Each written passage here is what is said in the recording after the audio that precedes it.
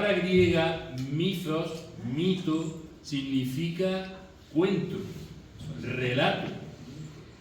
Y uno de los cuentos, de los relatos, de los mitos más fascinantes de la mitología griega es el de Minotauro y el laberinto, el escenario del Minotauro. La historia del Minotauro procede del rey Minos, que era el soberano de Creta, que pidió ayuda a Poseidón para poder gobernar en Creta y hacerlo bien. Poseidón se lo concedió el deseo y le pidió a cambio que el toro blanco que surgiría de las espumas del mar se lo ofreciera en un sacrificio. Pero el rey Minos, cuando vio la belleza del toro, se lo quedó para su ganadería y a cambio le ofreció en sacrificio un toro de su propia ganadería. Claro, Poseidón se enfadó porque aquellos dioses tenían reacciones muy humanas. Se enfadó, montó en cólera y le urdió una cruel venganza al rey cretense. Poseidón hizo que Pasífae, la mujer del rey, la esposa, no digo la reina, la esposa, se enamorase ciegamente del toro que surgió del mar. Y además hizo que esa pasión que le surgió a Pasífae tuviera deseos de consumarla y le pidió ayuda a Dédalo. Dédalo era el arquitecto del rey Minos. Dédalo le construyó una estructura de madera en forma de animal, la cubrió de una piel de vaca y la reina Pasífae se introdujo dentro de ese animal y el toro, creyéndola una vaca, la fecundó. De esa unión contra natura surgió Asterión. Asterión era el Minotauro, una criatura horrible con medio cuerpo humano y la cabeza de toro. El rey de Creta también se enfureció y encerró primero a Dédalo y a su hijo Ícaro en el calabozo. Mientras tanto, Pasífae cuidaba y alimentaba a su hijo, era su hijo, al fin y al cabo, y lo cuidaba. Iba creciendo y se volvía cada vez más terrible, incluso consumía carne humana. Desesperado, el rey le pidió a Dédalo de nuevo ayuda, a pesar de que estaba encarcelado. Y Dédalo ingenió una construcción en la que se entrase y no se pudiese salir. ¿Para qué? Para meter allí al Minotauro. Pero al Minotauro había que alimentarlo. ¿Cómo se fue a alimentar? En esa época, el hijo del rey de Creta, Andrógeo debía de significar hombre de la tierra, o algo así. Fue asesinado en Atenas, había ganado allí un premio en unos juegos de atletismo y en la vuelta hay distintas versiones, pero el caso es, entendé que cuando hablamos de versiones hablamos en tono irónico, pero hay distintas versiones. El caso es que murió y Minos otra vez montó en cólera y le declaró la guerra a Atenas. El rey cretense logró conquistar la ciudad y hizo pagar a los atenienses por esa derrota. ¿Cómo? Exigiéndole el tributo de 7 doncellas cada año y de 7 mancebos para alimentar al Minotauro. Al tercer año de ese tributo, el hijo del rey de Atenas, Teseo, le pidió a su padre ser incluido dentro del grupo de los jóvenes para alimentar al Minotauro, con la idea de matar a este ser. Cuando llegó a Creta, Ariadna, la bella hija del rey Minos, se enamoró de Teseo y con la ayuda también de Dédalo le ayudó de la manera que vosotros conocéis, con el hilo de Ariadna.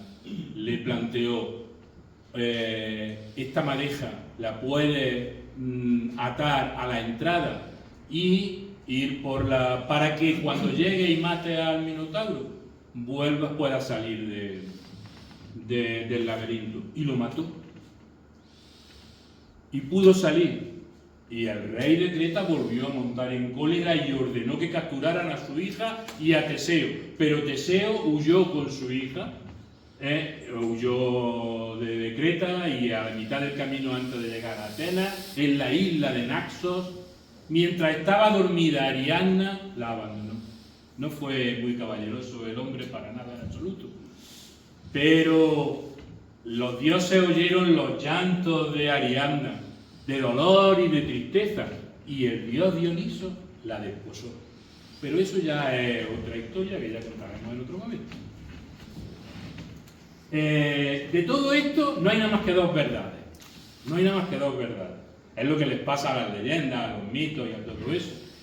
Pues la primera, que el Minotauro es una reminiscencia del culto que se rendía al toro como un símbolo de la divinidad, de la fertilidad, de la fuerza, etc. Y por otro lado, que la idea del laberinto, de lo que sabe muchísimo más Lorenzo que yo, la idea del laberinto hace referencia a las magníficas construcciones cretenses, de los palacios cretenses, etc. Eso es lo único que hay de verdad. Lo demás es pura fantasía, una preciosa fantasía que es muy agradable de contar, ¿verdad? Pero lo que venimos aquí no es hablar solo de mitología, sino del libro de Lorenzo, de la geografía del laberinto, ¿verdad? En última instancia, los mitos son un resultado de los esfuerzos del ser humano por intentar explicarse de manera coherente lo que le rodea, la realidad que le rodea. Sobre todo para aplacar deseos de conocimiento, deseo de explicarse, y para aplacar miedo, porque imaginaos a un ser humano, a un humano como nosotros, pero en una sociedad primitiva, que de pronto ve bajar algo del cielo, caer sobre un árbol y encenderse algo que no sabe ni cómo se llama, que es el fuego, ¿verdad? Es decir, ¿cómo se explicaban ellos en la muerte, el amor, el sexo, la lluvia, las tormentas, el futuro, las estrellas, etcétera? Con cuentos, con estos relatos, que lo que hacen los griegos, lo que hacen los romanos es construir mitologías, cosmogonías que son muy coherentes. Lo que hace Lorenzo en su libro es empezar con el mito. Él nos relata el mito, analiza el mito, analiza los personajes que componen el mito, cada uno lo que cuentan las distintas versiones y lo que simboliza cada uno de ellos, ¿verdad? Pero lo que hace fundamentalmente en la segunda parte, y en esta primera también, en la última parte de la primera parte, parezco de los hermanos más, ¿verdad? Y en la parte del poemario, lo que hace fundamentalmente es una transposición a base con la finalidad de comparar aquella época con esta época, y ver que lo que anuncia el mito del laberinto, que es la finalización de una civilización, la decadencia de esa civilización, la inmediata destrucción, pues el miedo a que los seres humanos actuales no seamos capaces de ver que hay también fotos, imágenes, sensaciones, motivos para pensar que podemos estar en un momento difícil en el momento actual, ¿no? La deshumanización, la devastación medioambiental, los desequilibrios sociales, etc.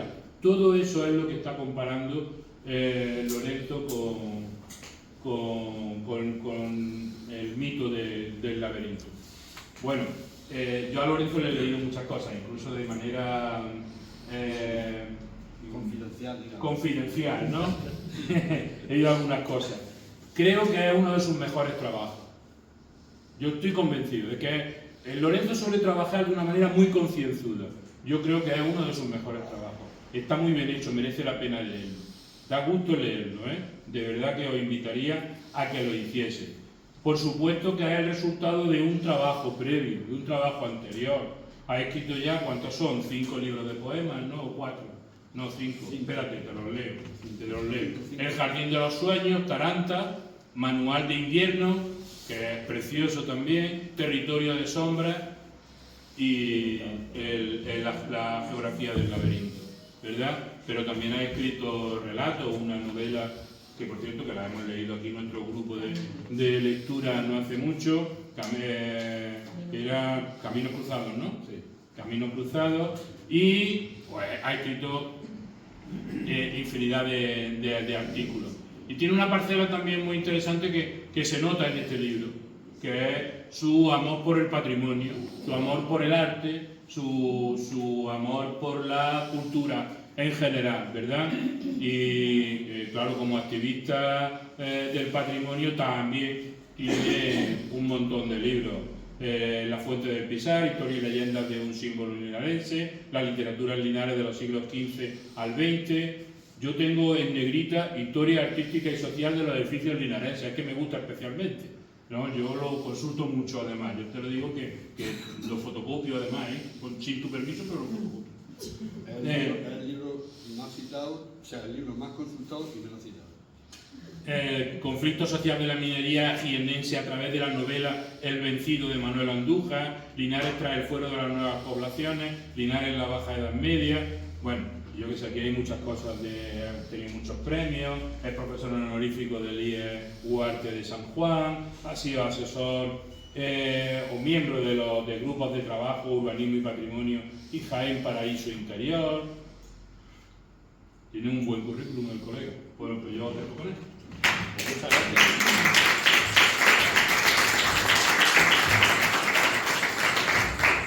Bueno, muchas gracias.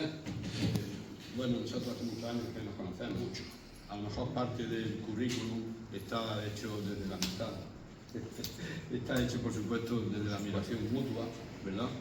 Y desde el aprecio mutuo que nos tenemos a Fe y yo desde hace ya muchísimo. Arrímate el micro.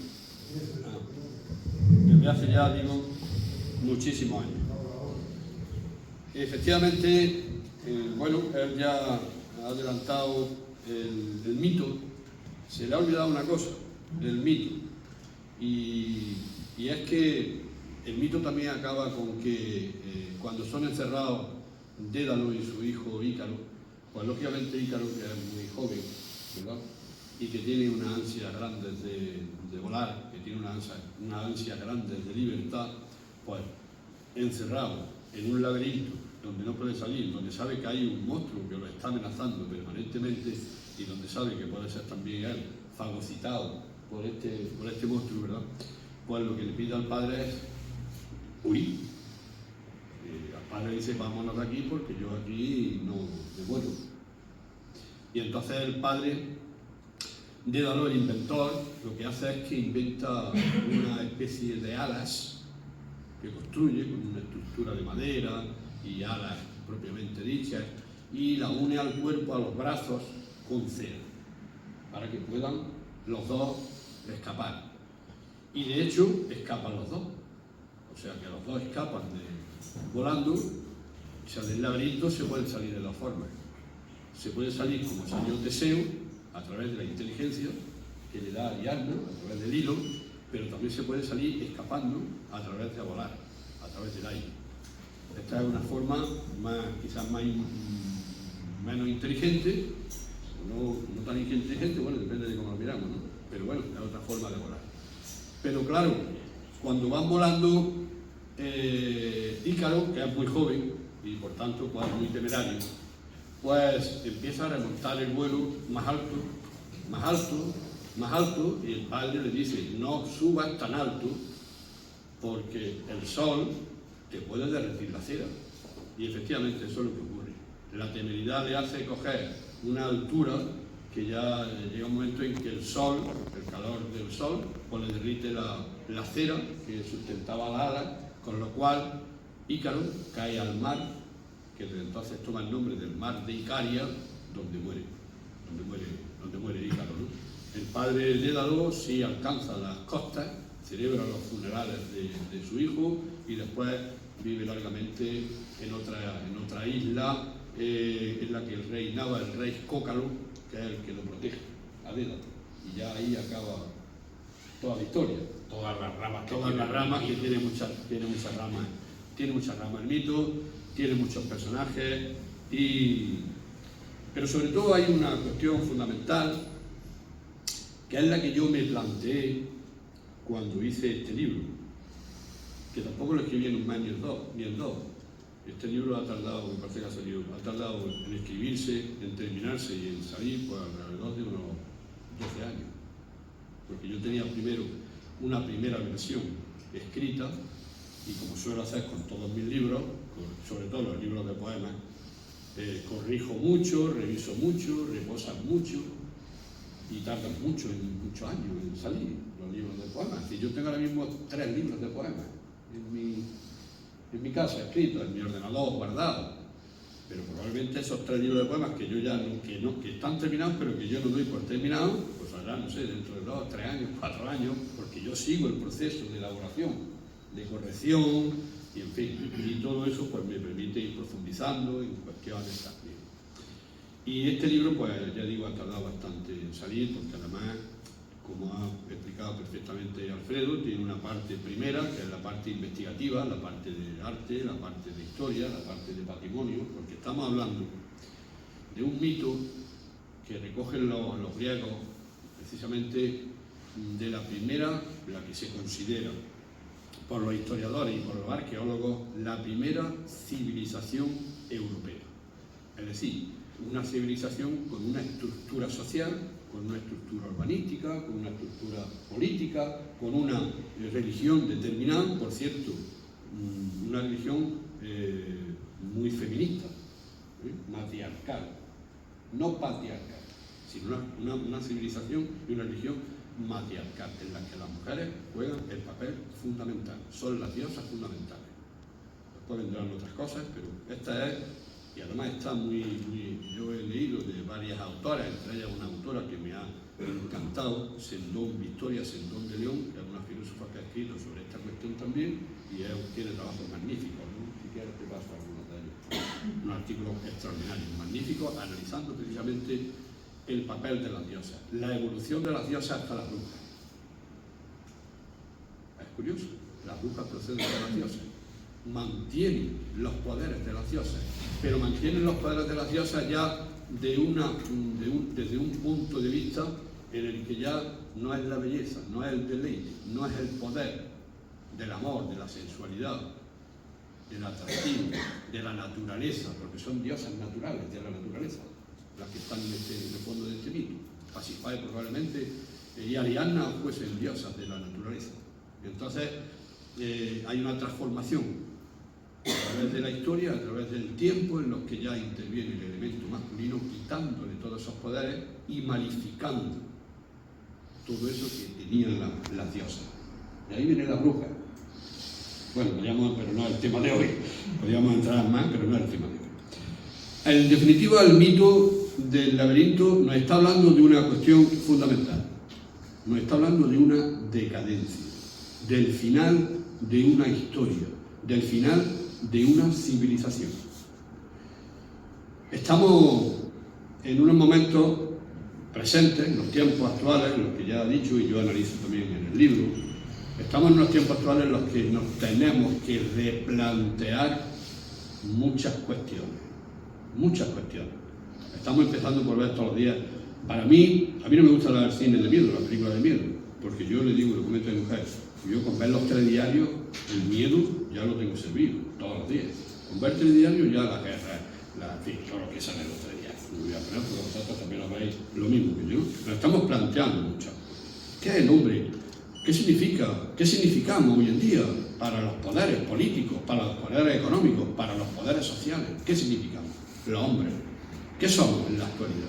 Somos miembros consume, compra, vota. Somos elementos que estamos, no sé, que somos pues números, somos eso, tenemos que hacer eso. Estamos asistiendo en un momento en el que los desequilibrios sociales, las injusticias sociales están ahí cada vez más, ¿no? Estamos asistiendo a una destrucción medioambiental de la que ya estamos empezando a pagar seriamente las consecuencias. Estamos asistiendo a un sistema económico y a unos sistemas políticos que verdaderamente no nos dejan en muy buen lugar a los ciudadanos, o por lo menos a parte de los ciudadanos, por lo menos los desequilibrios en el mapa mundi entre países. En fin, no quiero entrar en toda esta cuestión porque ya... Entonces yo me planteé, verdaderamente tenemos parecidos con este mito. Es que desde mi punto de vista y por lo que yo he podido leer y he podido investigar y tal, es que los mitos precisamente no, si los estudiamos en profundidad, a mí me gusta la mitología, y ya le dediqué un relato, no sé si tú recordarás, a Ícaro, precisamente, Ícaro, cuento y fantasía de una realidad en el que traía a Ícaro a la actualidad y lo reflejaba en un joven, porque ese relato hace ya por lo menos 15 o 20 años que lo escribí yo. Y era un momento en el que había una problemática muy importante en España, en Europa, en todo el mundo. Sigue habiéndola, ¿no? Que era el consumo de drogas y la muerte por aquella droga tan maldita que hubo, que se cargaba a gente joven como tal, que era el caballo, ¿no? Como vulgarmente se le decía, ¿no? Y entonces, exactamente. Y entonces yo ese mito lo situé de este joven. Y en mis libros de poemas hay mucha mitología. Me planteé aquello y verdaderamente yo tenía la primera parte del poemario escrito, y a partir de ahí fue cuando empecé la investigación y complementé el poemario con otros poemas que corregía además los que había con anterioridad y tal. Entonces ese es el origen de este libro, ¿no? Claro, en el libro hay una primera parte que, bueno, ya ha explicado perfectamente Alfredo, el cuento, el mito, el relato, porque eso es lo que él bien dice y es lo que significa. Entonces, la primera parte del libro, a grandes rasgos, pues, en fin, yo voy a explicar aquí un poco esa lectura, un poco de que estoy comentando, ¿no? Más explícita la podéis encontrar, obviamente, en el libro, ¿no? Y luego hay una segunda parte en la que yo me centraré ahora a lo largo de mi conferencia, que es precisamente en eso, en esa comparativa, en esa transposición temporal de tiempos, ¿verdad? Que parece, bueno, esto no tiene, es que estamos hablando de una civilización que tuvo su vida, tuvo sus aspectos más importantes ya desde el año 3400 a.C. Vamos a ver, comparar 3400 años antes de Cristo con 2024, ¿no? Que vamos, después de Cristo estamos hablando de 5.000 años, tío, ¿qué pasa? 5.000 años va a comparar todo aquello con esto, así. No es que yo compare la civilización, lo que comparo es el mito que dio lugar, o sea, esa civilización dio lugar a este mito que estamos hablando.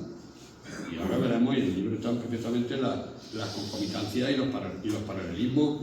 Y entonces, pues bueno, todo eso tiene forma en la primera parte, y luego en la segunda parte yo iré intercalando también las lecturas de algunos poemas para que se vaya viendo cómo yo voy recogiendo a través de la poesía todo aquello que voy comentando que pertenece al mito, pertenece o bien a la historia, ¿de acuerdo?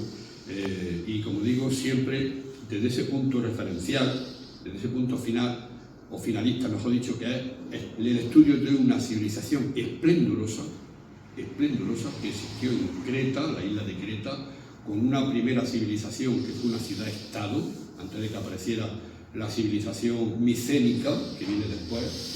La primera es la minoica, que es la más antigua, que viene minoica del rey Minos, precisamente toma el nombre de Minos, como después la micénica tomará el nombre de Micenas. Entonces, hablamos de un pueblo floreciente. Decía antes, efectivamente, que está en una historia, un mito, una leyenda que no sucedió nunca. Porque lo que nos cuenta la mitología no sucedió jamás. Pero en mitología las cosas no son lo que son, sino lo que significan. Es decir, debemos buscar su significado o su sentido o la adecuación de su significado. Estas leyendas pertenecen al orden de lo simbólico, pero tienen la función de dar forma narrativa al modo en que las culturas, Alfredo, se comprenden a sí mismas, comprenden el universo y comprenden el origen de los dioses, y definen lo que está bien y lo que no está bien, según ellos, según la entienden ellos, como una lógica de causa y consecuencia. Responden imaginativamente a preguntas humanas que son fundamentales y les dan forma a esa pregunta. Es decir, las convierten en relatos que transmiten algo muy profundo, como es un conjunto de sentidos, de valores y de ritos que forman parte de su sistema social y de su sistema cultural. Es decir, un mito, y aquí empleo una expresión de Julia Máxima Uriarte en su libro Características del mito.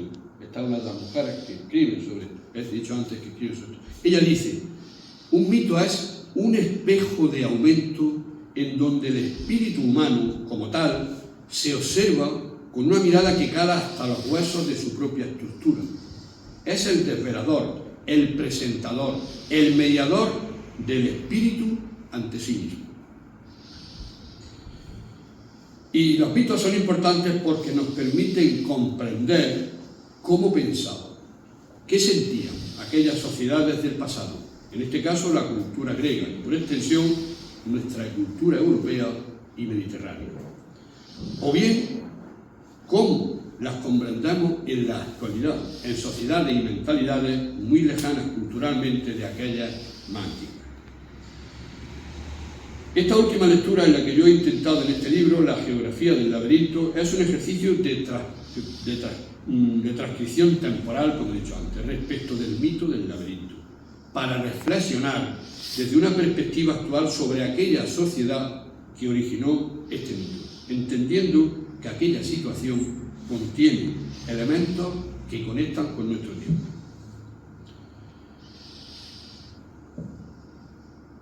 Cuando hablamos del laberinto en un sentido metafórico, nos estamos refiriendo a una situación en la cual es muy fácil perderse y encontrar una salida nos resulta una tarea sumamente complicada.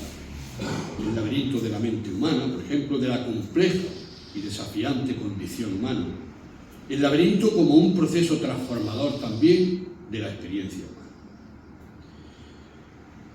Pero en este caso el laberinto para contar la caída de una vieja civilización y ello como una reflexión para el renacer de un tiempo de esperanza en el hombre, porque obviamente, como digo yo en uno de mis poemas, la esperanza dicen que es lo último que se pierde, y yo digo en uno de mis poemas que no se debe perder porque es el hombre quien la habita. Entonces, la esperanza de ese punto también, perdamos, la esperanza, ¿no? Porque el mito del laberinto significa la leyenda de la primera civilización que se dio en Europa y se desarrolló en la Grecia antigua, concretamente en la isla de Creta, entre los años 3500 y 1400 a.C., es decir, los orígenes de nuestra civilización occidental, de nuestra cultura occidental. En este sentido, en uno de los primeros poemas, pues yo hago una transposición. Lo primero que tengo que hacer para explicarme Creta es regresar a Creta. Tendré que regresar a Creta para explicarme el paisaje donde ocurre todo. El paisaje es fundamental. En los libros, lo mismo en la poesía que en novela, que en historia, el paisaje es fundamental. Si no nos explicamos el paisaje, difícilmente nos vamos a explicar al hombre. Porque el hombre es el que habita el paisaje, es la consecuencia del paisaje. Me refiero de las características del paisaje. No es lo mismo el paisaje de un desierto que el paisaje de los polos, ¿no? Entonces el hombre son los consecuentes. Y yo regreso a Creta. Lo hago de un verso de mi amigo José Sarriá, que el otro día estuvo aquí en Linares, presentamos un libro suyo, magnífico por cierto también, y entonces yo de su libro, de uno de sus libros, recogí estos dos versos. Regreso a Creta. Regresé, mas nunca vencido, portando en las alas el esplendor y la inmortalidad.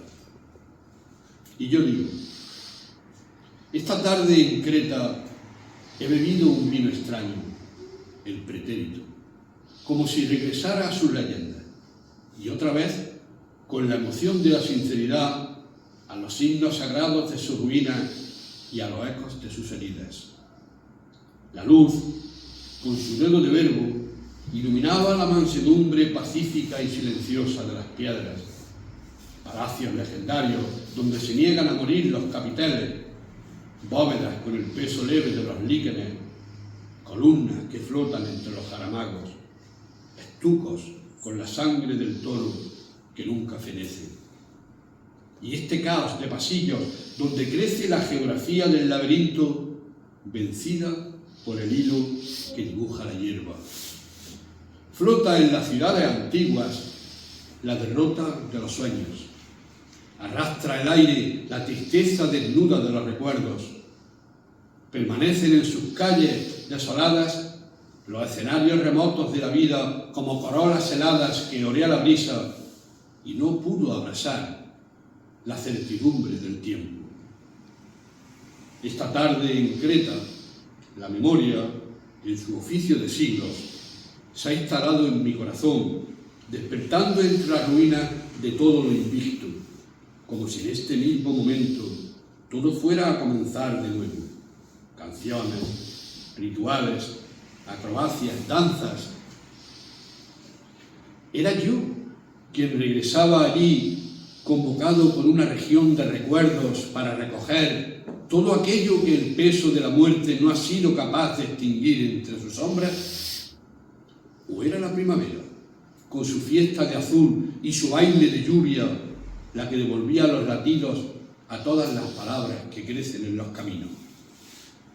Es tan hermoso el atardecer en Creta, el silencio de la luz en la sal, la partitura del mar en la brisa, el perfil de la costa recortando sus alas contra la bahía, el sol mediterráneo apagándose lentamente en el horizonte. Regreso a Creta y, postrado ante sus piedras, vuelvo a escribir los nombres inmortales de la primera sonrisa auténtica de Europa, de la geografía de su memoria. Nosos, Festos, Malia, Sacros. Basta con la luz para regresar al esplendor que la muerte no ha podido arrebatarnos. Este es el poema con el que yo regreso a la isla de Creta, a reencontrarme con todos los restos, con todos los vestigios arqueológicos, como cuando vamos a Castro, lo mismo, intentando volver a aquel tiempo, a situarme en el espacio, a situarme en el tiempo e intentar comprender las mentalidades de aquellas personas, de aquella cultura, de aquella civilización, de aquella gente. Eso es lo que intento con este poema, regresar, intentar situarme en el espacio, en el paisaje. El arqueólogo Paul Fauré llamó a esta civilización la primera sonrisa auténtica de Europa. Solamente voy a dar algunos apuntes sobre esta espléndida civilización de la que nace el mito. En el libro, lógicamente, encontraréis mucha más información, pero aquí es unos datos simplemente. Según sostienen los historiadores, Creta era una isla fértil y floreciente, la más grande de Grecia en el centro del Mediterráneo oriental, con una gran flota para el comercio marítimo que la puso en contacto con todas las culturas mediterráneas, Egipto, Mesopotamia, Persia. Homero, varios siglos después, la definió a Creta como la isla de las 100 ciudades. Y esto ya nos da una idea precisa del esplendor y del dinamismo que llegó a alcanzar esta sociedad, esta isla, ¿no? Y no hay que ver nada más que los palacios y las artes decorativas. Podéis meteros en el libro, hay algunas fotos, pero claro, meteros en internet y poner Creta y poner arqueología en Creta o palacio en Creta y verás la cantidad de fotografías que os salen del arte, sobre todo especialmente de la pintura, de los estucos que ellos hicieron en sus palacios y de la propia estructura palacial, 3.500 años antes de Cristo, cuando aquí en el Algar, en España, con la cultura del Algar, todavía estábamos construyendo palacitos y estructuras de piedra de forma tosca. Allí ya estaban construyendo palacios que son, bueno, que dan lugar al propio laberinto, porque es una estructura tan amplia que es una estructura laberíntica. De ahí viene también el laberinto, ¿no? Pero en fin, una civilización que estaba en armonía, que vivía en armonía perfectamente con la naturaleza. Era una civilización que, bueno, que vivía la vida, que eran personas que, más allá de en su dibujo, en sus estructuras, en su arte, en su forma de manifestación, nunca está la muerte. Nunca representa la muerte. Solamente representan la vida. Los segadores recogiendo el azafrán, las mariposas, el baile de los delfines en el agua, la belleza de las mujeres, las fiestas de los portando los pitones, donde bebían el vino. Es decir, son una civilización amante profundamente de la vida y respetuosa profundamente con la vida y con la naturaleza, ¿verdad?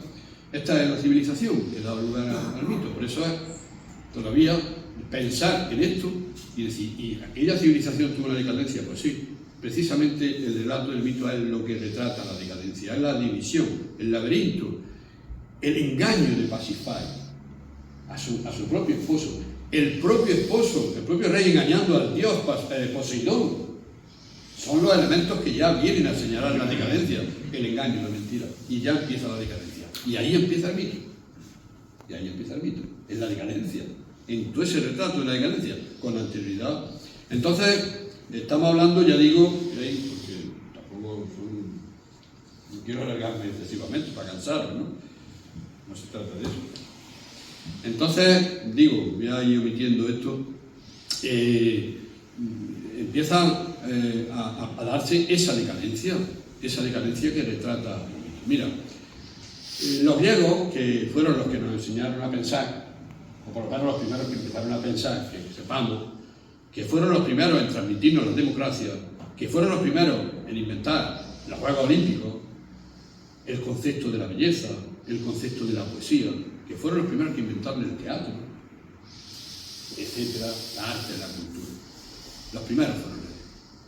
Pero también nos enseñaron a imaginar y a fabular leyendas para explicar el mundo, para explicarnos la propia condición del espíritu humano, los miedos, los deseos, nuestras necesidades, nuestros valores humanos. Y lo hicieron, lógicamente, a través de la mitología, es decir, a través de ese mundo profundo, vasto, complejo y diverso de imágenes, de mitología, que nos configuran pues, toda esa serie de emociones humanas, de sensaciones humanas. Los dioses siempre responden a lo que somos los humanos. Miedo, celos, envidia, guerra, diferencia. Todo eso son los dioses. Eso representan los dioses, lo que somos nosotros, porque están relatados, están retratados, están esculpidos por los hombres. Y los hombres representan lo que son los hombres. Lo que son. Bueno, pues ya digo, lo que retratan en el mito, pues también todo esto, ¿no? Pero claro, estamos hablando de una civilización culta, una civilización adelantada a su tiempo, una civilización tecnológica. Y entonces, ¿qué pasó? ¿Qué pasó para que de pronto ocurriera la desaparición de esta civilización? Bueno, yo creo que el escenario más probable de la desaparición pudo ser una mezcla fatal de catástrofes naturales. Tengamos en cuenta que hay una zona, en la zona de Grecia, donde hay, por ejemplo, la isla de Santorini, hay volcanes, y entonces pues, pudo haber un gran volcán con un gran tsunami que pudo provocar perfectamente, si no la caída de la civilización, sí un daño muy importante a esta civilización. Unos efectos naturales muy importantes, pero sobre todo lo que yo creo que ocurrió y lo que apuntan que posiblemente ocurrieron los estudiosos, los investigadores, los arqueólogos, los historiadores, por lo que ha ocurrido siempre. ¿Por qué han caído todas las civilizaciones? Pues por las rivalidades internas, por las luchas internas. Ese ha sido el cáncer de todas las civilizaciones, de la romana, que fue la más grande, una de las más grandes, al final es la división, lo que lo lleva al desastre, ¿no? Entonces, hay unas luchas internas y unas rivalidades territoriales dentro de la isla, y esto pues debió debilitar su estructura social, debió debilitarlos a nivel organizativo, de modo y manera que los micénicos que estaban enfrente pues aprovecharon toda esta situación y se los cargaron. Ahora ya cargándoselo. ¿Quién es el representante en el mito de todo esto? Teseo. Teseo va allí, pero Teseo es un enemigo. Teseo es de Atenas, viene de Atenas. Teseo es un enemigo de Creta. ¿Por qué? Porque Minos le ha ganado a su padre la guerra. Y además le ha impuesto que tiene que entregar todos los, cada X tiempo, 7 doncellas y 7 jóvenes que van a ser entregados, introducidos en el laberinto y que van a ser fagocitados seguramente por la antrofagia del Minotauro, ¿no? Entonces llega un momento en que dice, esto no puede seguir así. Teseo se erige como héroe y le dice al padre, no, yo quiero ir, pero yo voy a ir con la idea de cargarme al Minotauro. Y eso es lo que hace. Pero no deja de ser un enemigo, que cuando está en la isla, y fijaos que después lo que hace es que rapta a la hija del rey, a Ariadna, y se la lleva con ella. Es decir, según el mito, es un invasor. Que va, primero se carga, pero después también es un invasor de la isla. Probablemente lo que está retratando el mito es los invasores que tuvo la isla, las divisiones internas. Porque ¿qué tiene Minos con Dédalo? Sino una pelea, porque Dédalo se pone al servicio de su hija, de su mujer, de Pasífae, y de Ariadna también. Es decir, todas estas divisiones internas están en el mito, hay que leer el mito. Yo interpreto lo que ocurrió en este poema.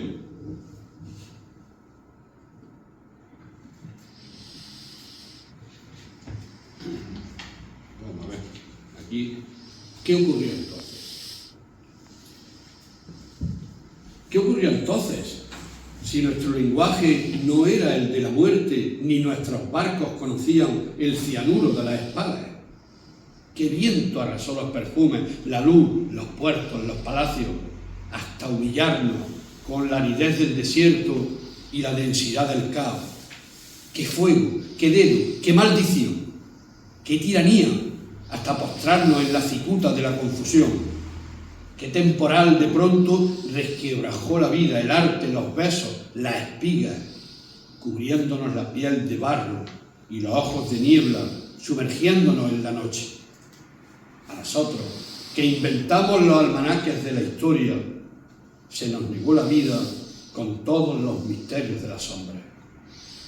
¿Qué ocurrió entonces? Si nosotros no éramos guerreros, ni nuestras diosas eran estériles, y nuestros campos eran rosas de azafrán y de lirio. ¿Quién borró nuestro nombre con el aliento fétido del sulfuro, sembrando un epitafio de ausencia entre las brumas? ¿Quién pronunció la palabra terrible de la cima, del ocaso, hasta hundirnos en las grietas del abismo? ¿Quién dictó la muerte de la belleza? ¿La mentira? ¿El laberinto? ¿La huida? ¿La guerra? ¿Cuándo empezó nuestra decadencia, la confusión, el grito y el olvido? Niega el tiempo el nombre del culpable, como si la tristeza se hubiera refugiado en su secreto de escalofrío. Es la pregunta que yo me hago. ¿Qué ocurrió? ¿Qué pasó? Intento explicarle. Antes lo he comentado. La leyenda trastoca a todo. El urbanismo avanzado de sus palacios se convierte en un laberinto confuso, que aturde y apresa. Los ritos vinculados a la fertilidad y la veneración del toro pasan a ser la deformidad animal y violenta de un monstruo antropófago, mitad toro, mitad hombre. Las sacerdotisas de la vegetación y la naturaleza son convertidas en nodrizas utilizadas por la venganza de los dioses, como es el caso de Pasífae, madre del Minotaurio. La sabiduría de Dédalo o Ariadna son perseguidos por un poder tiránico y opresor, como es el de Minos. La heroicidad de Teseo, dando muerte al Minotauro, es la venganza de un infiltrado enemigo que propiciará la caída de Creta. Todo queda subvertido, todo está al revés: la dicha, la prosperidad, el gozo, todo eso se convierte en engaño, deformidad, confusión, miedo, caos, desorden, fuego, hasta la total desaparición. Y ahora os invito a que hagamos esa transposición temporal entre lo que he comentado y nuestro tiempo. Ahora, como entonces, vivimos, o parece que vivimos, en el mejor mundo posible. Es decir, nuestra actual sociedad occidental guarda importantes resonancias con aquella primera sociedad griega. Aquella, como dijimos, era abundante, bien comunicada, generosa, culta, poderosa. La nuestra tiene mercados que inundan nuestros ojos y satisfacen nuestra voracidad consumista. Hacemos viajes galácticos que nos llevan a la cara oculta de la luna. Tenemos redes sociales que en décimas de segundo nos conectan con el otro lado del mundo. Una tecnología sofisticada y avanzada que acomoda nuestra vida y nuestros sentidos a cotas de bienestar impensables hace 30, 40 años. Así vivimos en una sociedad magnífica, extraordinaria. Pero también, como en aquella sociedad griega, vivimos una mezcla fatal de catástrofes naturales, muchas veces provocadas, de luchas internas, de rivalidades territoriales y guerras que nos ponen en jaque. Ahora tenemos dos, que salen mucho en los telediarios, la de Gaza y la de Ucrania, pero hay otras 20 y tantas repartidas por todo el planeta de las que no habla nadie. Vivimos en una época de cambios sociales, tecnológicos y económicos muy profundos, en un mundo convulso y gravemente falto de referencias morales, es decir, con las mismas convulsiones que hicieron desaparecer aquella civilización, la civilización de Creta. Creo que los paralelismos ya van quedando claros. Y con esos paralelismos, aquellos que os decía antes, el motivo de un regreso y la propuesta, en este libro, de una reflexión. Y eso es lo más importante para mí y el motivo principal de este poemario. Dice precisamente Victoria Sendón de León, a la que he hecho antes alusión, en un fragmento de uno de sus trabajos. Ella dice: Creta, aquella civilización destruida, puede simbolizar hoy la realización colectiva de un modelo de sociedad que atisbamos como un cierto renacimiento en el declive de este siglo convulso y desencantado. El laberinto no es más que el olvido anidado en la destrucción. El Minotauro es el horror de la culpa, de nuestra culpa. Teseo es el cronista embustero y Ariadna el hilo que nos conduce a la historia. Es el hilo que nos entronca con nuestro pasado, también con nuestro presente, el hilo de la esperanza. El hilo de la esperanza. Hay otro escritor que también he consultado, Joseph Campbell, que en su libro En busca de la felicidad, mitología y transformación personal, que es como se titula el libro, dice: ahora nada realmente significa nada, porque hemos perdido contacto con el significado de nuestros símbolos. Es decir, vivimos sin valorar nuestro significado como personas, apegados a una visión omnipotente del materialismo, del productivismo, de las pulsaciones narcisistas y huérfanas de referencia ética, en una sociedad que ha decidido acabar con la singularidad del ser humano, disuelto en una masa que reproduce al unísono las mismas palabras vacías de contenido.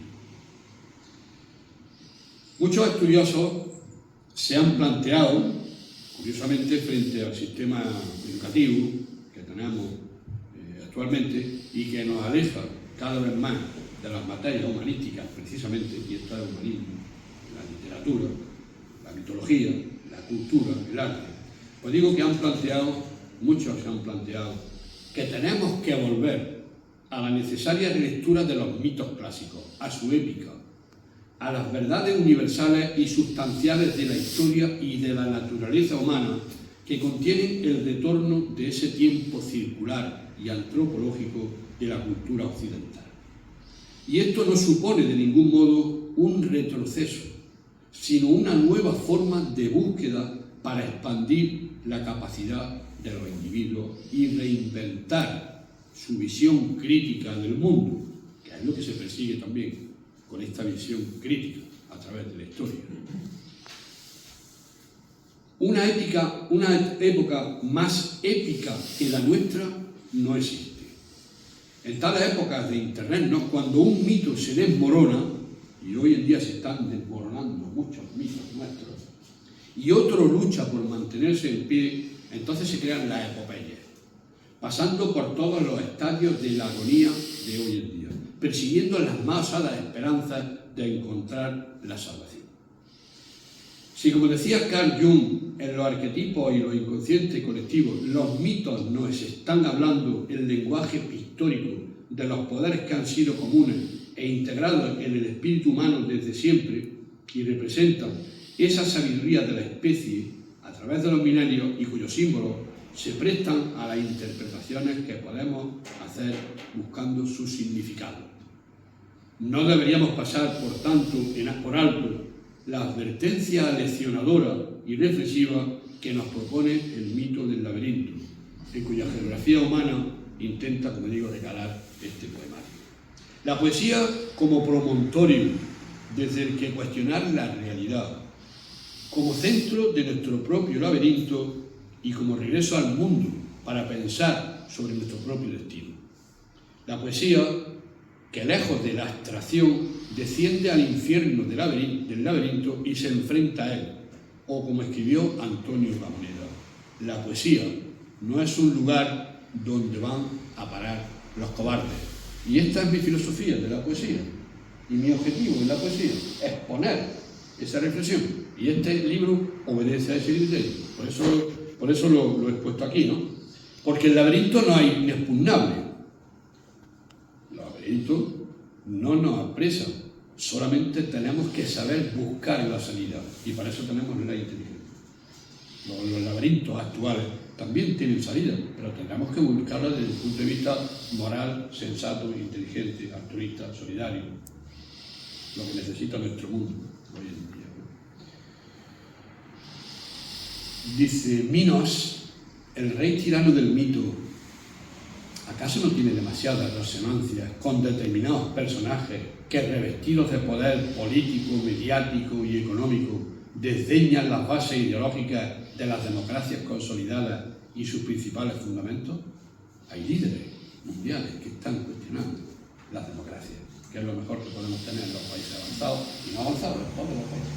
Hay líderes, esto también se cuestiona. En la página 49 hay un poema que se titula Minos el tirano, que es obviamente el rey Minos que antes hemos comentado. Minos el tirano. Minos, oh rey, confidente de Zeus en el monte Ida, tirano de Creta por la gracia de los dioses, ¿hasta dónde tu insolencia?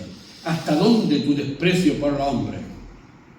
Manido argumento la tiranía, vanidad y ambición, en cuya espiral de dominio siempre se posan los imperios, proclamando la geografía interminable de los laberintos y la ley de su confusión como emblemas de poder. La infamia no habita en ningún credo, no anida en ningún seso, no vive en ningún barrio, ni respira las razones de ningún ideario. La infamia, Minos, habita, anida, vive, respira, se emponzoña en los corazones podridos por la infamia.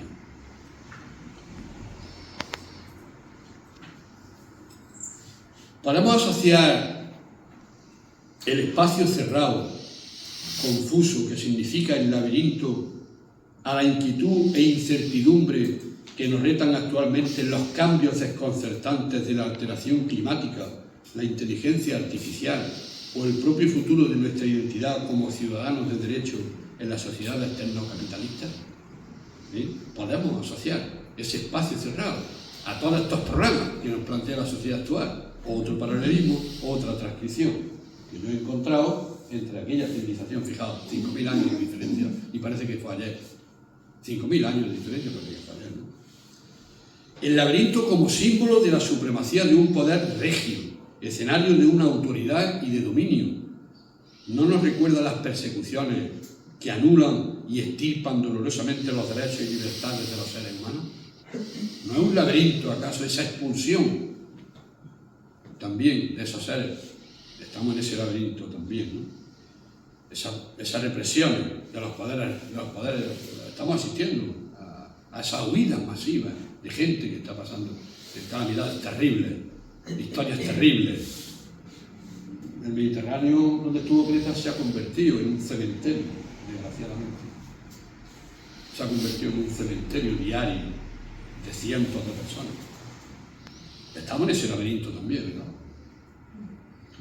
La erotización de la violencia, que tanto vemos en televisión, que significa el héroe Teseo, tras matar al Minotauro, enamorar a Ariadna y propiciar la invasión de Creta, ¿no podría ser sinónimo del individualismo dominante en que vivimos?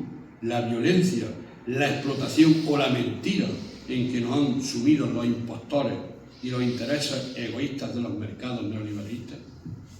Otra pregunta que dejo en el aire. Voy a dar lectura al poema El Minotauro.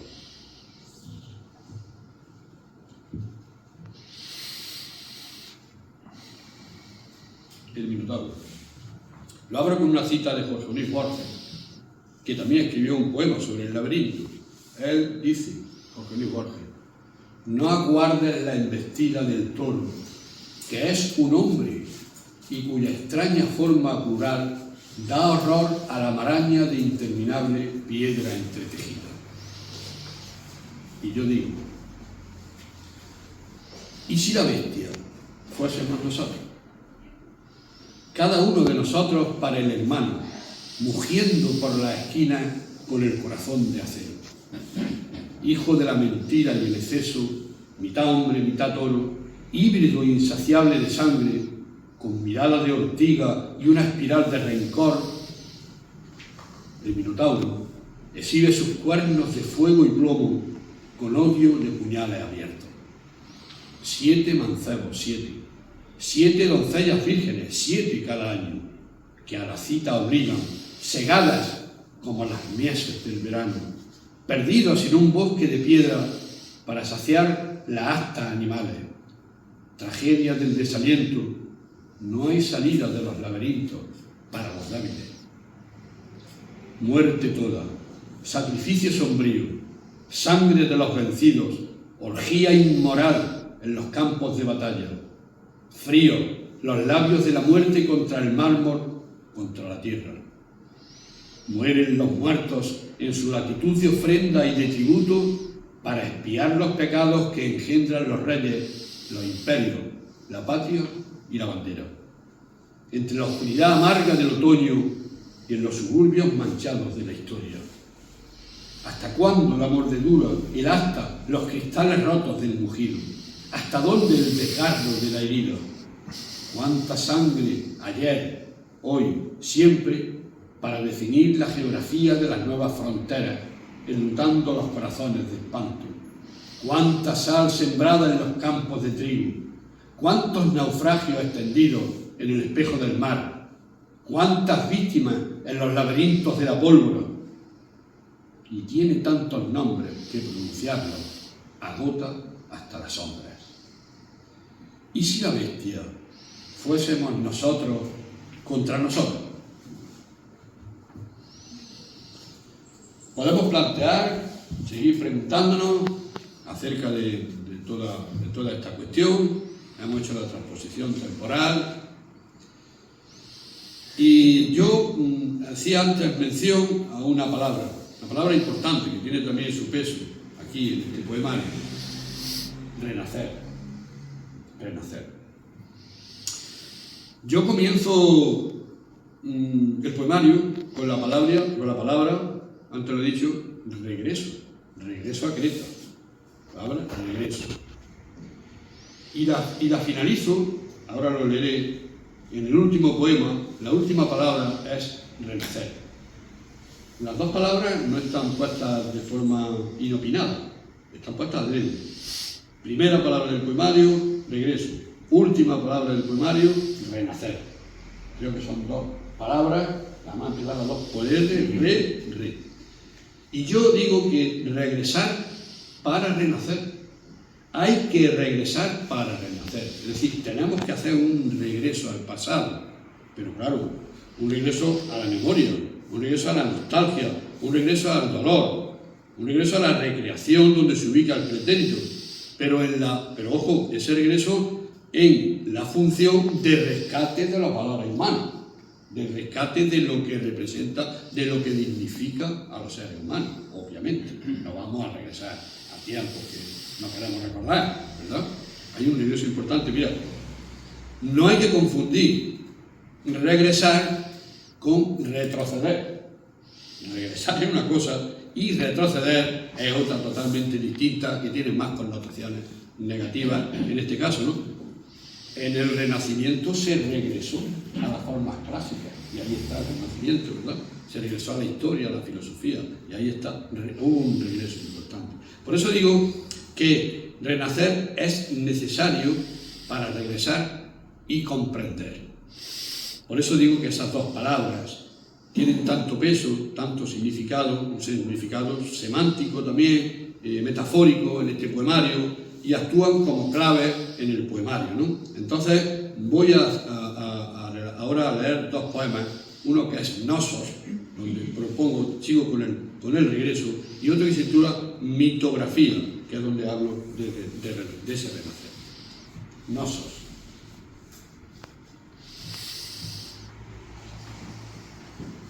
Se alza por el pulso del hombre y su cincel en savia generosa la belleza del mármol, y brotan por las manos del artista cerámicas, acantos, cornisas, frisos, vasos de bafio, arcillas de pilos, papiros de acrótimo, fuste rojo, equinos y ábacos del salón del trono, volutas jugando a ser hojarasca en los capiteles, como el viejo árbol que retoña ya sin lluvia necesaria. Y así, en Gnosos, el arte detuvo a la muerte, porque la única que detiene a la muerte es el arte. Porque no muere el arte. Ya sin riesgo de un otoño que borde su enramada, sin fuego, ni ausencia, ni sombras, danzan los delfines en la fiesta de los estucos. Pasea el príncipe de los lirios su altivez hierática de sacerdote entre mariposas que liban el infinito. Regresan al color de su edad las jóvenes de azul. Los coperos transitan en procesión por la luz, portando ritones para servir las ofrendas. Los recolectores de azafrán aroman el aire con los aspergios de las rosas nuevas. Y la dama de las serpientes danzan con la sabiduría de la primavera en sus senos. Todo se cita a la hora de la memoria, eterna como la música de la luz y enarbolada como huella en la travesía del tiempo, abriga Gnosos la inmortalidad y el esplendor que engalana nuestra historia y se resiste a sucumbir al viento disperso de los siglos. También ocurre a veces que los dioses inspiran a los hombres ciudades, oráculos y anaqueles donde habita la eternidad del paraíso. Gnosos es la ciudad dentro de la isla de Creta donde tiene lugar todo lo que estamos hablando. Quizás antes no lo he dicho, lo explico ahora, ¿de acuerdo? Y otro poema, Mitografía, la página 85, que es el último poema del libro. Podía tratarse del atrezo de una obra de teatro cuya imagen ocupa todo el escenario, imaginar. Un escenario donde se dibuja un gran laberinto, ¿no? Podría tratarse de eso, el laberinto. Simplemente el escenario de una obra de teatro. O podría ser los círculos concéntricos, confusos y surrealistas de un lugar equivocado y sin salida. Podría tratarse de la maqueta de un gran espacio arquitectónico en el que también hay figurantes que a escala definen su tamaño y buscan la salida. Podría tratarse de la página de pasatiempos de cualquier periódico en el que alguien, a punta de bolígrafo, dibujó un trayecto buscando la salida, ¿no? Incluso podría tratarse de una pesadilla, o de la descripción literaria e imaginativa tantas veces recreada en el juego de su propio mito. Escándalos, traiciones, venganzas, Ovidio Salvadores, Ariadna, Teseo, Ícaro, todos buscando la salida de los hombres. Podría ser una ficción, leyenda, un mito, un espejo aumentado en nuestra conciencia, podría ser. Una mirada a nuestra historia que en realidad nunca existió, no sucedió jamás. La geografía de una quimera podría ser el laberinto. Podría ser los versos derrotados de una impostura, o podría ser otra mentira más en los charcos sucios de la historia. Pero también podría tratarse de la ferocidad de una fotografía que congeló en pretérito imperfecto verbos en los que una vez fuimos destruidos muchos siglos antes de renacer.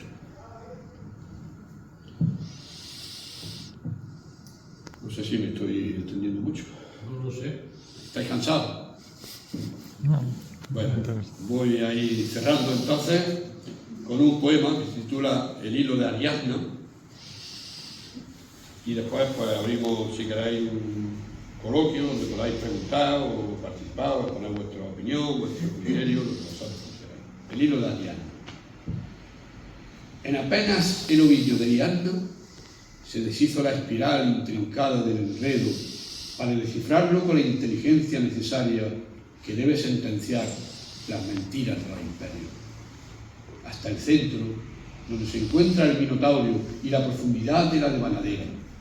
Desde el centro a la salida, camino resuelto de vuelta que vence el secreto de la confusión. Mas nunca aprendimos de su clave de hilo la alegoría para devanar el futuro, perdidos entre pasillos que dibujan el invierno. Y así los días y los siglos, las alambradas del pino, el miedo, la niebla, las sombras, la umbría, los campos de sal, la repetición de la pólvora, la espada, en su división de errores, fronteras y tributos. Y deberíamos volver otra vez al hilo inteligente de Ariadna, de los hombres que aman la libertad y la luz inagotable de los hombres. Por mi parte, pues muchas gracias por haberme escuchado, espero no haberme extendido demasiado, espero que os haya gustado y espero que si tenéis ahora alguna pregunta, alguna opinión, algo que exponer, algo que comentar, algo que criticar, decirme que me he hecho mal, decirme que tal, decirme lo que queráis. Ya es vuestra la palabra. Así que yo cedo la palabra a vosotros, decirme lo que os apetezca y ya está.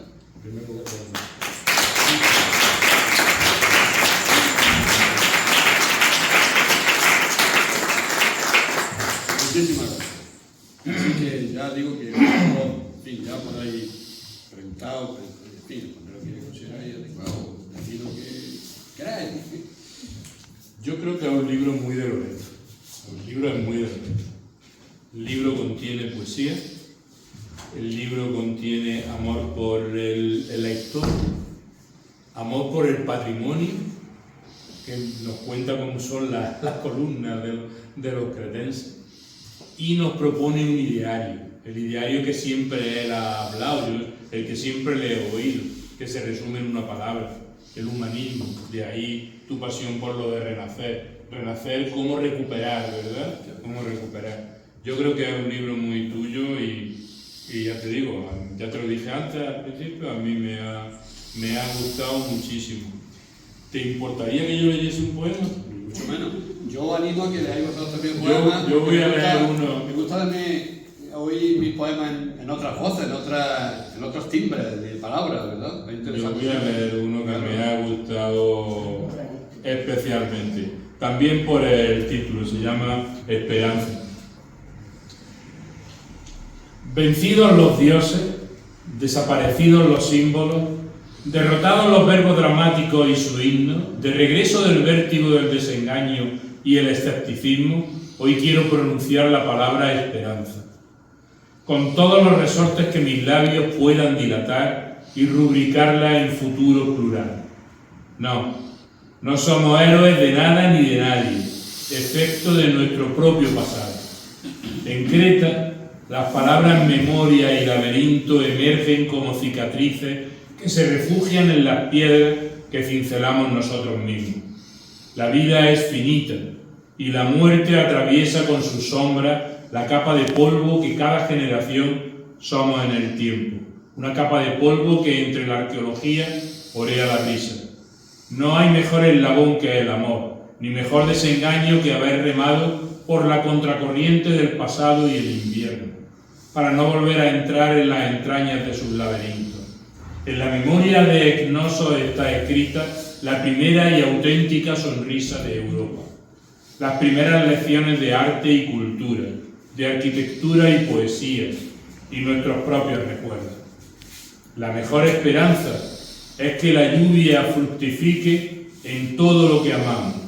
El camino sigue siendo el mar. Está muy bonito.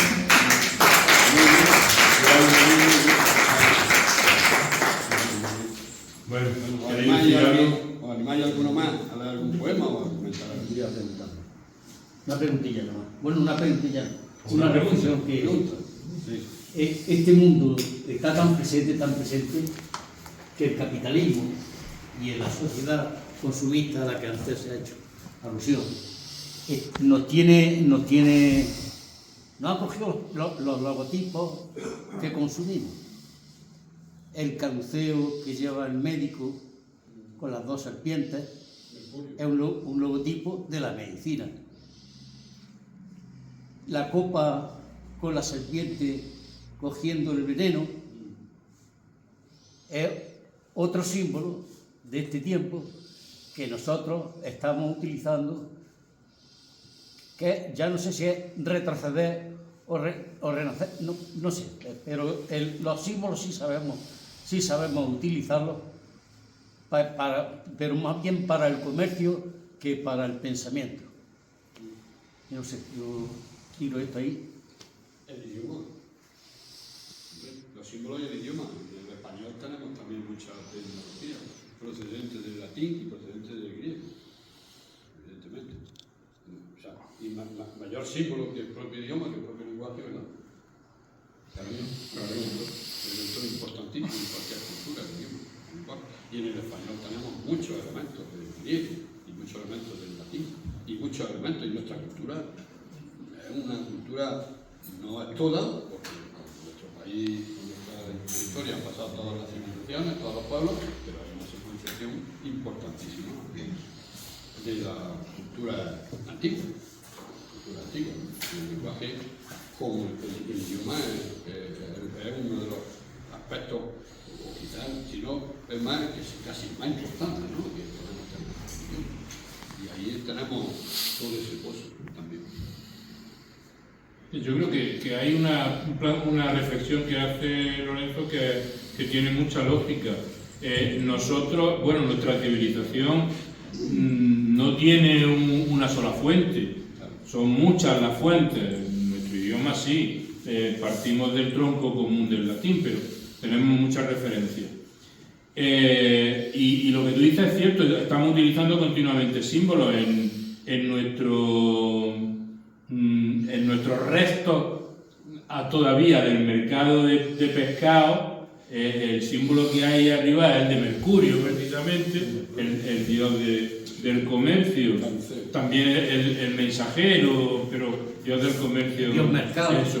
Pero lo que plantea en su libro Lorenzo es que lo mismo que continuamente estamos volviendo a los clásicos, podíamos intentar comprender el mundo actual releyéndolo, releyendo los mitos, reinterpretando los mitos y ver si estamos en un momento de eso de los que dice Lorenzo, y yo estoy bastante de acuerdo con él. Alguien que hace también este tipo de cosas desde otra materia, desde la filosofía y la sociología, José Luis Moreno Pestaña, que es un paisano nuestro, que es uno de los filósofos ahora mismo jóvenes más importantes que hay en España, que es de aquí de Linares, ¿no? Pues sí, y luego, ¿qué hacéis? ¿Cogéis alguna referencia por ahí suya, no? En fin, pues nada, os invito a que lo leáis, de verdad, otras veces a uno lo llaman para leer un el libro para ayudar a leer el libro y lo hace así a la retranca. Yo aseguro que bueno, no es la primera vez que hablamos de poesía tú y yo, ¿no? Pero que este libro está muy bien escrito. ¿Puedo leer un poema que me ha gustado el libro? No puedo. Puede y debe. Claro. Desde aquí lo leo, ¿no? Creo que Ponte de pie y te escuchamos más. Pero ves bien ahí. Espérate, yo voy a sí, ver. sí, pero bueno, me pongo aquí, ya veo. Incluso si quieres tomar corte aquí al lado del micrófono. No, ya sí, yo creo que así me escucha todo el mundo, ¿no? Se titula Infamia. Me ha gustado porque creo que define también muy bien el punto donde ahora mismo estamos viviendo. Entonces dice, lo prologa aquí con dos parrafillos de Publio Ovidio que dicen que los dioses te sustraigan, oh infamia de nuestro siglo, del orbe suyo, y la tierra a ti y el ponto se nieguen. Metamorfosis, libro octavo, versos 97 y 98. Y dice, las arañas conspiran en las vigas del salón del trono. Fenecerá Creta cansada de vientos ariscos, perseguida por el atardecer del humo y los saqueos, abrasada por el fuego que envolvió su noche. No hay nada hacia adelante. No hay nada hacia adelante. Repudiarán los conquistadores a las sacerdotisas serpientes, sembrarán de ortigas los palacios, cubrirán con cenizas las estatuas, caerá el idioma y sus símbolos hasta el vértigo del silencio.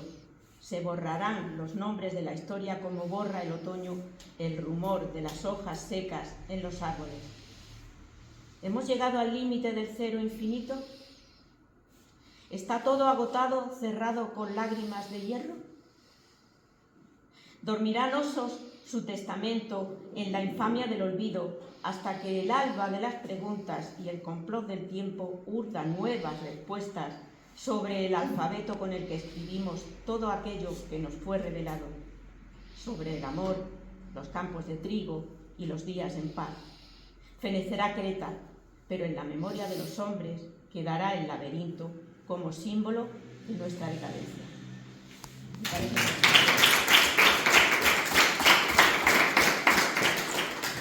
Muchas gracias. ¿Alguna más? ¿Lectura del poema? Atrévete. No, tú. Ah, que pensaba Si no queríamos crear una hora. Para mí el personaje, yo he elegido Harry, te doy la enhorabuena igual que me parece un libro que está muy bien escrito y que creo que los mitos hablan del futuro pero en tiempo pretérito. Entonces, bueno, en esa comparación temporal yo creo que la salida y la destrucción fue de una manera más natural y ahora el laberinto en la que estamos está siendo una deshumanización. Por eso, bueno, mi personaje preferido es Ariana, porque como no podía ser de otra manera, fue una mujer la que dio la salida inteligente del laberinto 3000 años antes de Cristo, y a día de hoy ese hilo tiene el nombre de humanización. Creo que es la única salida al caos en el que vivimos. Pero bueno, el hilo de Ariana. En apenas el ovillo de Ariana se deshizo la espiral intrincada del herrero para descifrarlo con la inteligencia necesaria que debe sentenciar las mentiras de los imperios, hasta el centro donde se encuentra el Minotauro y la profundidad de la devanera. Desde el centro a la salida, camino revuelto de vuelta que vence el secreto de la confusión. Mas nunca aprendimos de su clave de hilo la alegoría para devanar el futuro, perdidos entre pasillos que dibujan el invierno. Y así los días y los siglos, la alambrada del pino, el miedo, la niebla, la sombra, la umbría, los campos de sal, la repetición de la pólvora, la espada, en su dimensión de errores, fronteras y tributos. Y debiéramos volver otra vez al hilo inteligente de Ariana, de los hombres que aman la libertad y la luz inagotable de los sueños.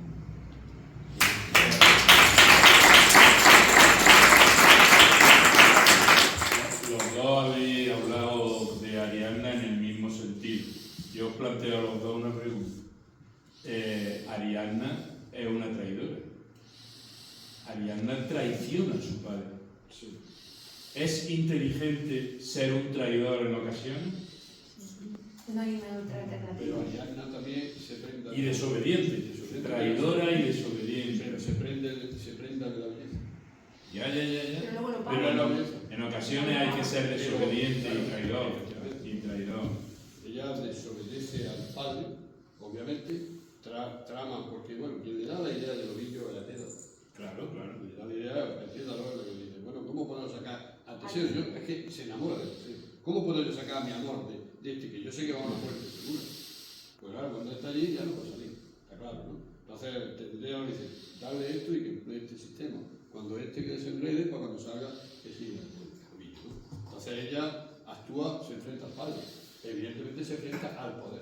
También hay un enfrentamiento al poder, porque el padre del rey representa el poder absoluto. Ella se está enfrentando al padre, pero se enfrenta a través del amor. Del amor que tiene por Teseo. Aunque luego Teseo es un chulito de tal, niño guapito, que luego la deja. Un Don Juan cualquiera. Un Don Juan cualquiera, ¿no? Efectivamente, luego la deja tirar en la isla, ¿no? Y tal, ¿no? Incluso la engaña con la hermana. Con la hermana, ¿cómo se llamaba la hermana? ¿Ves?